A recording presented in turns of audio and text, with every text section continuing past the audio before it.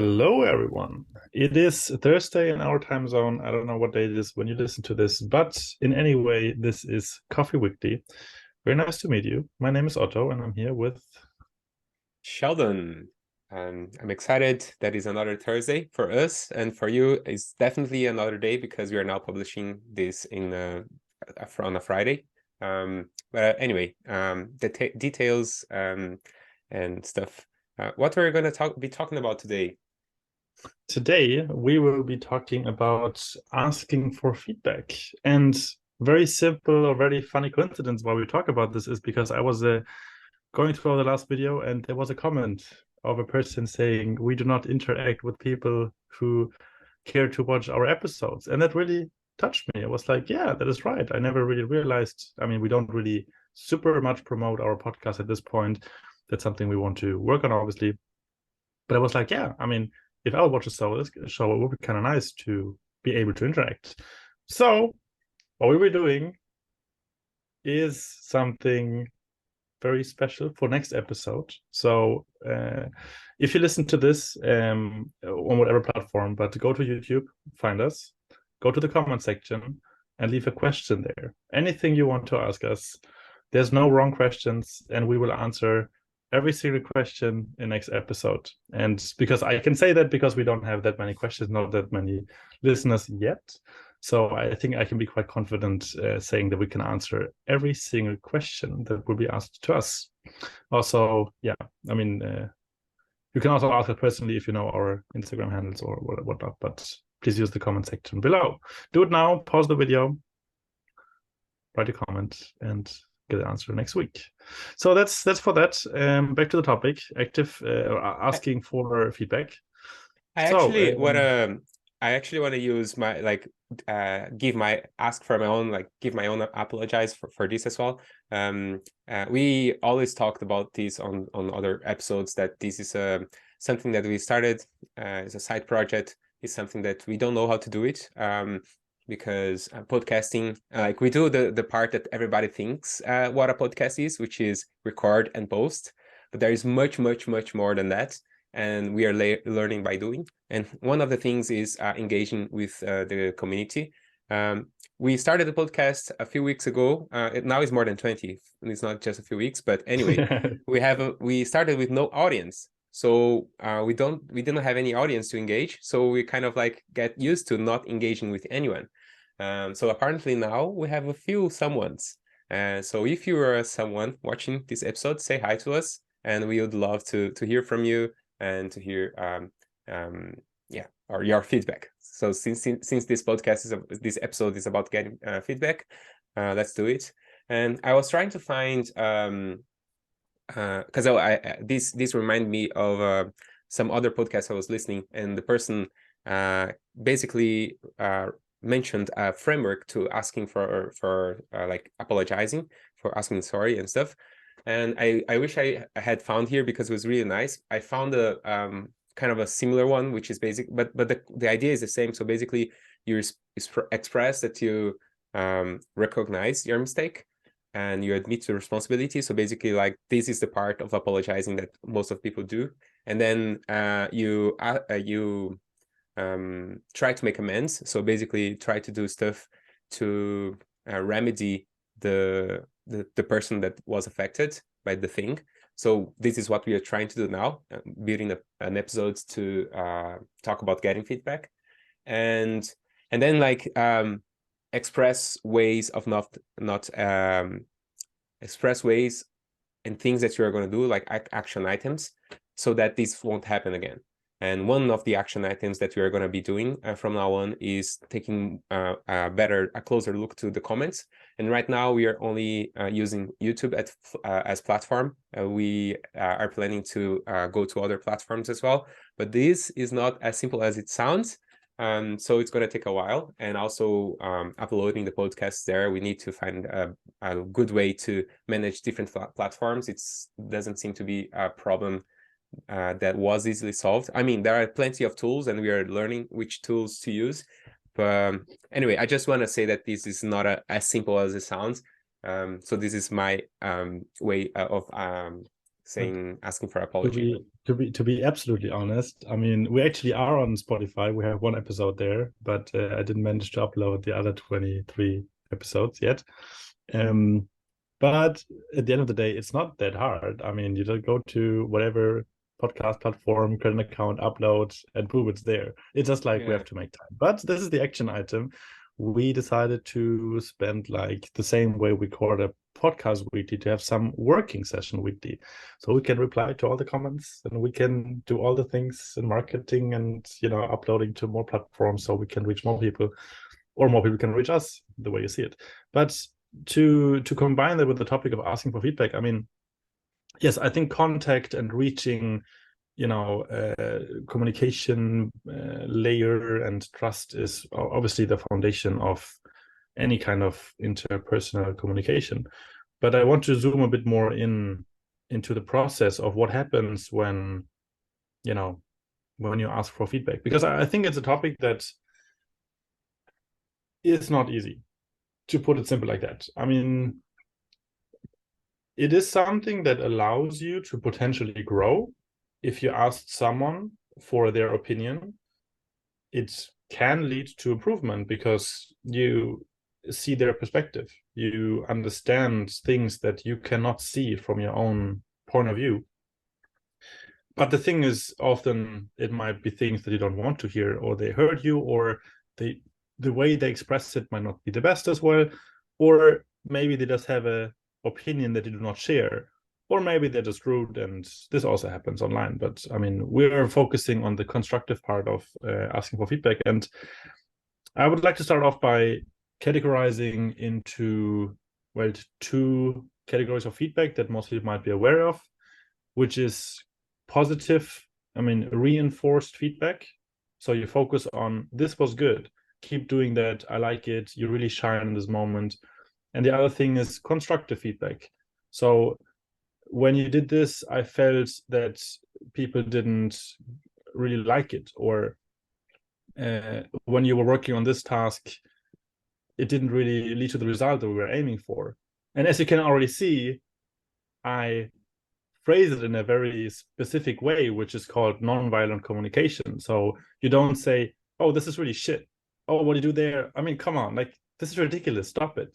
Because when we give feedback that is not positive, we have to be extra careful about how we phrase something.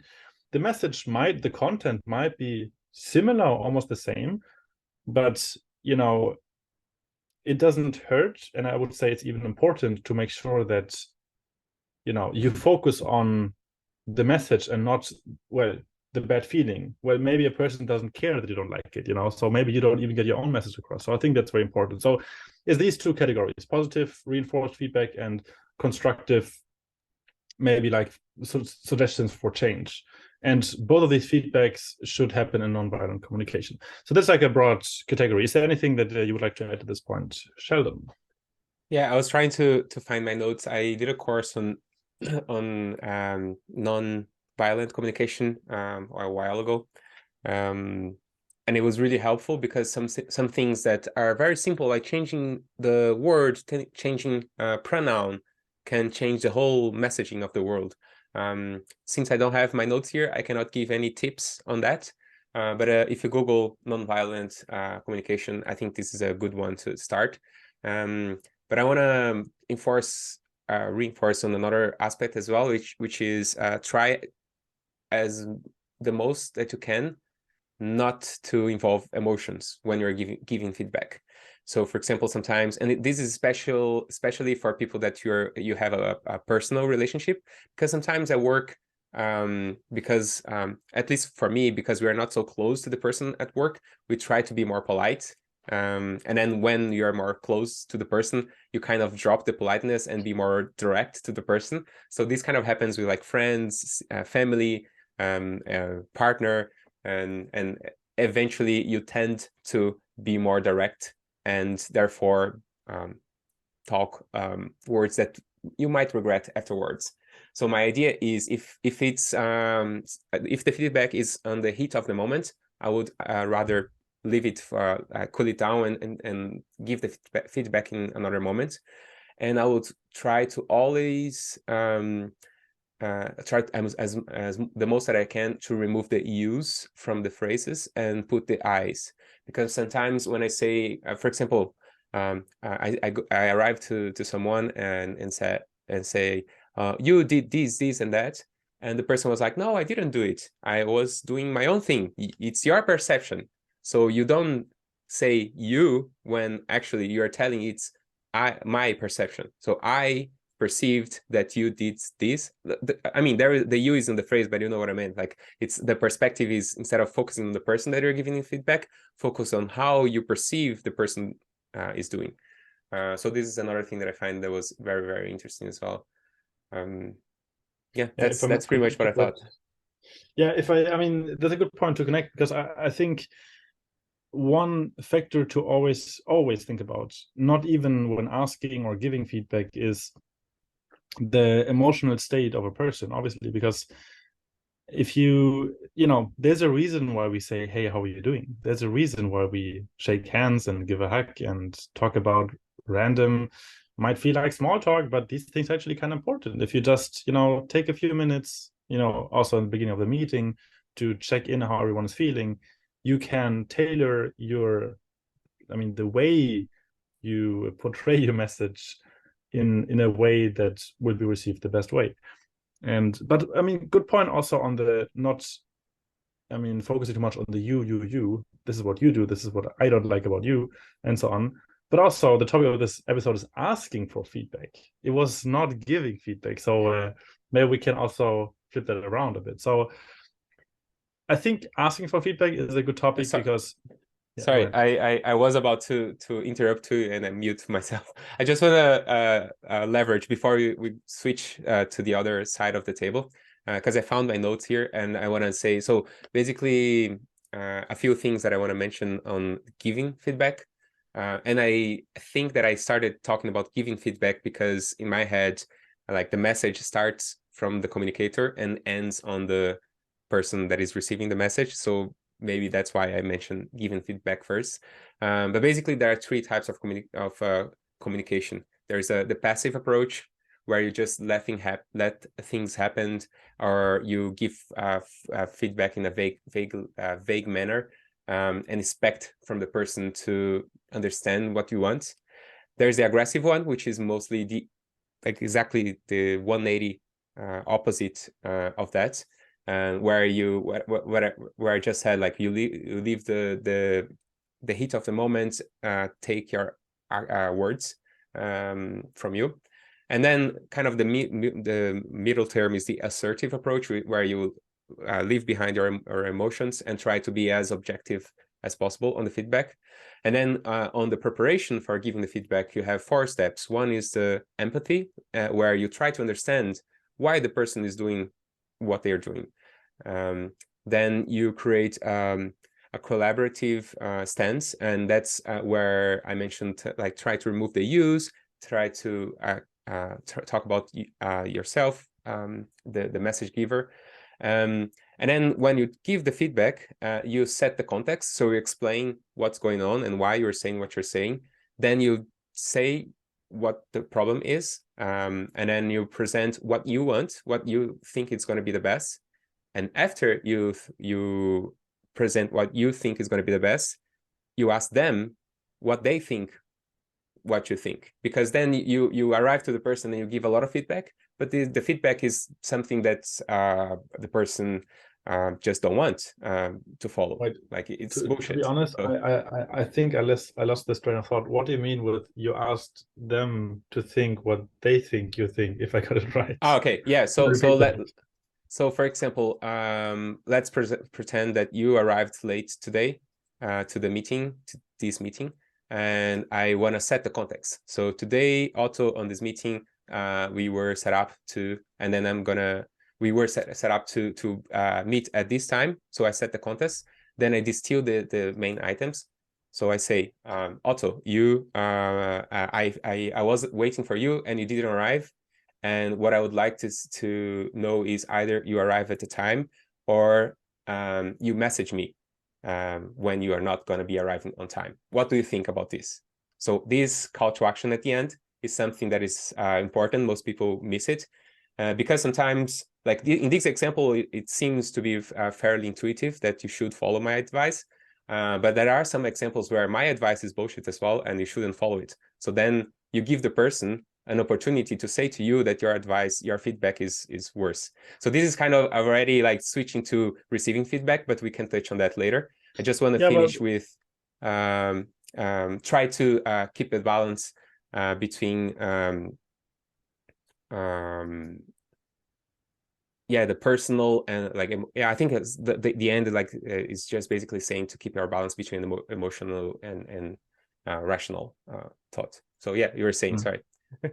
Yeah, I mean, I think this example was very good place because I think sometimes we talk about concepts and theories, but I think a good example is very nice as well, because yes, you introduce the situation, you present your view, and yeah, it is a game changer if at the end you ask, oh, what do you think about it? Because if you miss this one sentence, it's a whole different point. It's like, this is how it is, this is what I think, boom, suck it, you know. This is a whole different view. So I think that's a good example.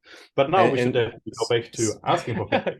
Yeah, so the asking feedback I'm going to get from the last point is so the last point is keeping your balance, which is when you're giving your feedback, the person receiving it can receive really badly. They can go like from just purely apathy, like just nodding, or the person can start crying, or they can start fighting back at you, yell at you because they hated what you said. So you as a giving feedback, try to keep your cool and keep your balance. So that's the last point. And then switching to giving, getting feedback, when you receive the feedback, you should be able to control your emotions. And my first tip for that is separate you as a person from your actions. You are not what you do. Like, you did something wrong. You are not a wrong person. And you can evolve. Your actions were something that happened in the past, and the new action that you're going to take can be something good. So I think that the first tip that I want to start about giving feedback is this one. What do you think? I think also the separation can be applied to another area, which is, as you said, the emotions. So let's say someone gives you a feedback and you might realize it's true, or you don't like it and you get very angry.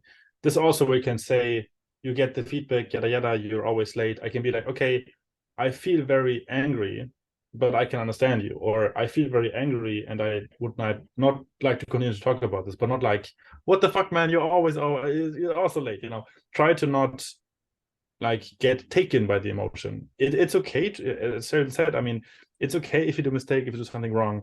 There's I would say, extremely high likelihood that every single one of us does mistakes and keeps doing them and will do other ones in the future. So that's not the point. It's not like, you know, asking for feedback, getting feedback is not being perfect. I mean, just being reasonably balanced, good for the goals that you want to achieve, and not hurting others along the way.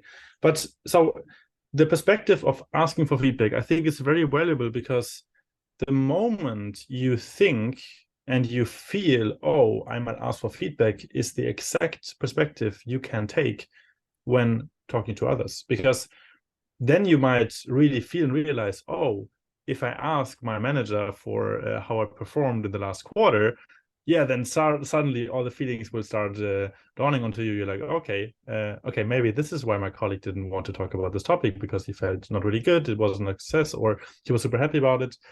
And this reflects pretty much, I mean, your own, like, the way you deal it could pretty much reflect how others feel it. Doesn't mean it's the same way. For example, there's people that thrive in constructive feedback, me being one person. So because I like getting constructive feedback, my basic mode of operation would be to do the same to other people. And I'm like, yay, this feels good for me. I like you. I, boom, slap this on your plate. And, oh, why are you sad? I don't, but this is, I mean it well. How can you be sad?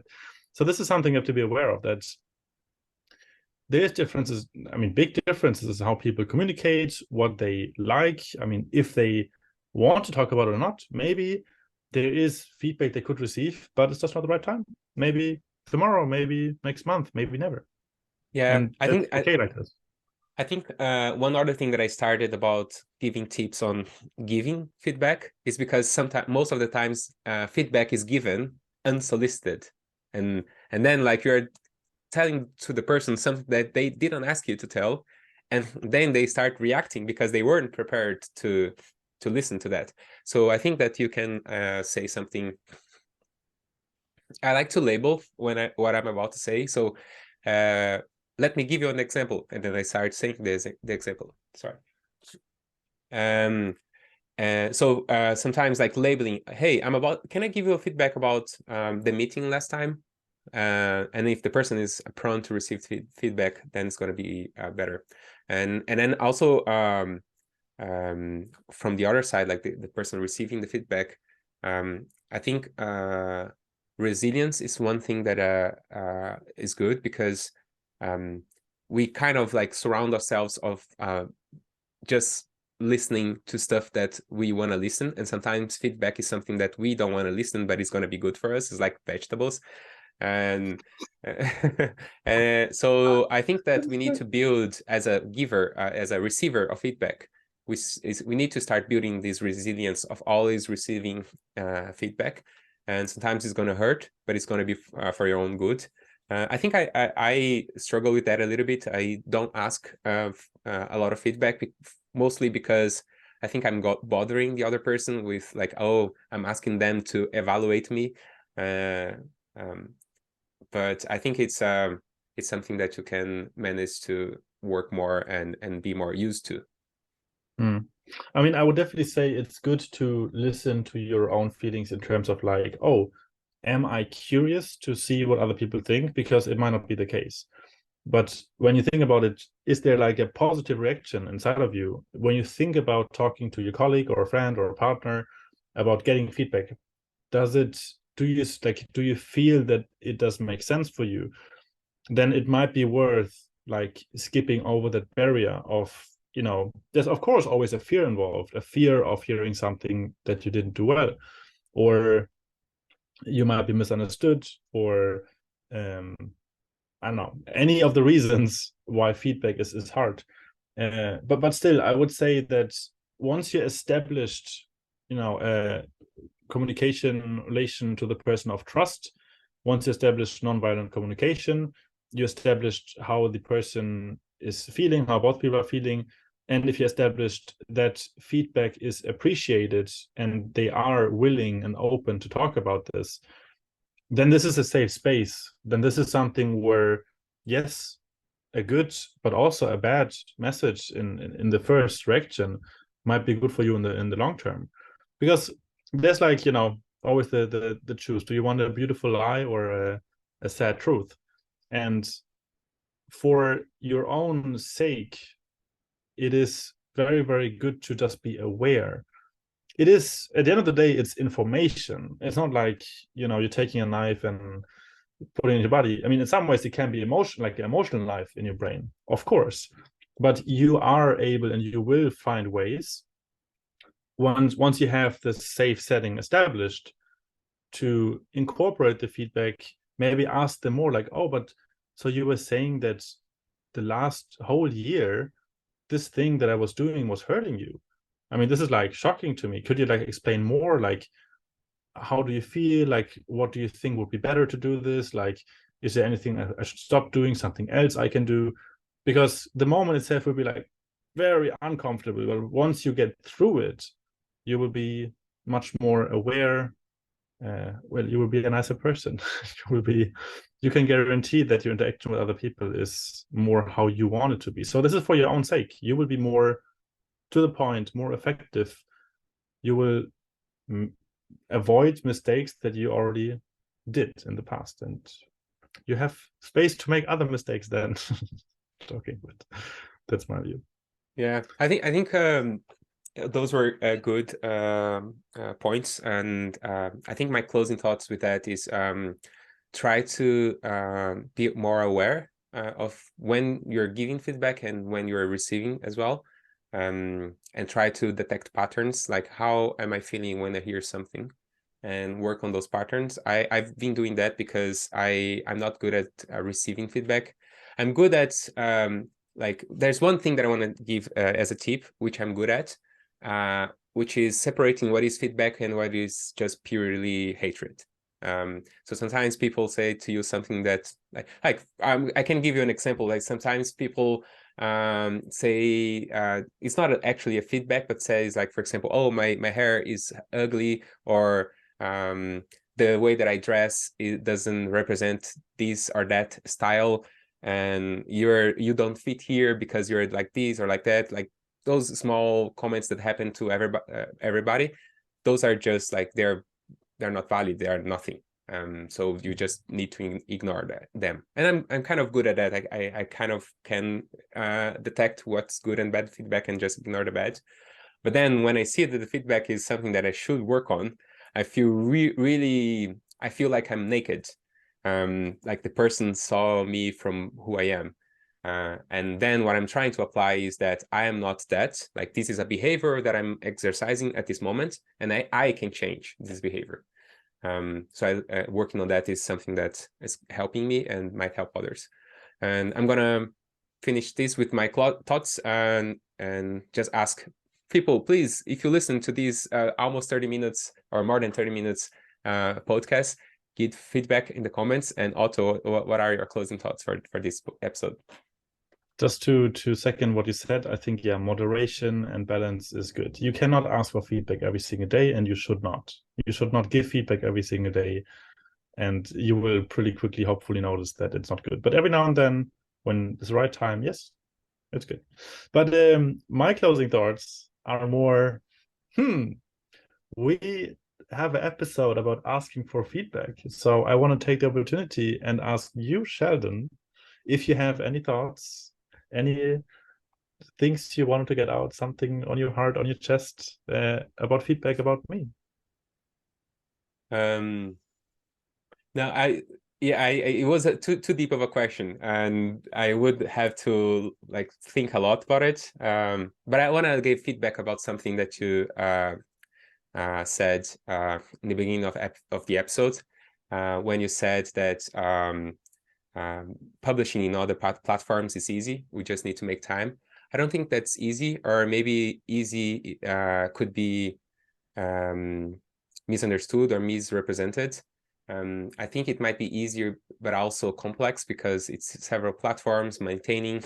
It adds admin work weekly for us. It's already, we added just adding the introductions, as you probably have seen on the past few episodes, we have the introductions. These already adds extra 30 minutes of work for me. So it's things are not simple, and in my point of view, seeing them as simple makes me procrastinate, because when I tackle the task, I see that it's not that simple, and then I give up. So I think that we need to understand that this is a medium effort, let's put it this way, and we need to dedicate a little bit of time on that. So that's my feedback. That's actually very, very good. And I was thinking something along the lines while I was saying that, because I think, yeah, I mean, to break it down, I mean, first of all, thanks for the feedback. I think that's very valuable. I mean, everyone who listened maybe can relate to that. And also because I didn't really know like how much effort is for you, because yes, you're the person doing it. I'm not the person doing it. So that's very good insight. Maybe just if I have the chance to connect to that, is that, yes, I mean by, no, I mean, I definitely feel the same way. It takes a lot of effort and energy. So just finding the time, it's kind of tedious, it's kind of annoying, and it's so many platforms and clicks, and then it's all these small tasks, and then metadata tags, and then description, and then the video, and it takes a long time, you have to wait. And so what I meant is more, this is, yeah, maybe easy. Yeah, easy, I think is the wrong word. It's more like it is, I would say, it's not complex work, like, oh, I have this math problem, how the hell am I going to solve this? This is more quite the opposite. It is pretty much, I mean, we're able to do it, I think, without high like knowledge before. But yes, it takes a lot of effort and energy. And I know this barrier, just to, uploading a video and clicking on a platform to do it, it's no rocket science, but still, yeah, it's a high barrier to cross. So it's right, easy was not the right word. It It is effort. Yeah, it is plain effort. that's great. And I just want to finish because we kind of like diverged a little bit again. I want to converge this episode. That was my And closing thought. So thanks for the yeah, feedback. That was all. yeah. So I'm gonna converge now, and if you watched the previous episode, you're gonna learn know why I'm using this term. So diverging to asking for feedback. One thing that we didn't mention is very good to have open questions, like you said, like, what do you think about me? Like, it's very open, and it's really, really hard to answer open questions because like we don't know where to start, which area to go. But it's a really good exercise. So if you want to start asking more feedback, start asking those open questions, and the person is going to reply like I reply. I don't know, man. I'm going to have to think about it. But eventually, with exercising and more and more and more and repetition, you're going to be able to produce feedback. And with that in mind, please produce some feedback to us in the comments, and see you next week. Bye. Thank you. Bye-bye.